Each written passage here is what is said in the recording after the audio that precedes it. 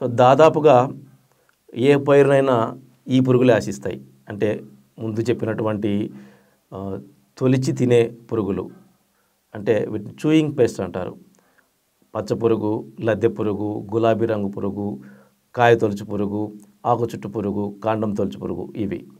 So వాటిని నివారించాలంటే మనము spinosad, క్లోరాంత్రానిలిప్రోల్, emamectin benzoate, dichlorvos లేదా వేప నూనె వీటిని కలిపి స్ప్రే చేయడం వల్ల వాటిని బాగా కంట్రోల్ చేయవచ్చు.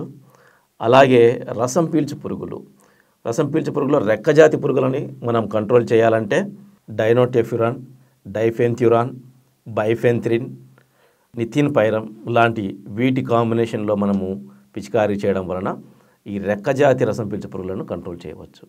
అలాగే ఆకు కింద చేరి కదలలేనటువంటి రసం పీల్చు పురుగులు, అంటే రెక్కలు లేనటువంటి ఎగరలేనటువంటి రసం పీల్చు పురుగులైనటువంటి పేనుబంక, ఎర్రనల్లి, తెల్లనల్లి, పిండి నల్లి, లీఫ్ మైనర్ వీటిని కంట్రోల్ చేయాలంటే అబామెక్టిన్ బెంజైట్ కాంబినేషన్లో మనము థయోమిథాక్సిమ్ను కానీ ఇమిడాక్లోప్రిడ్ను కానీ కలిపి వాడుకోవడం వల్ల వీటిని మంచిగా మనం కంట్రోల్ చేసుకోవచ్చు.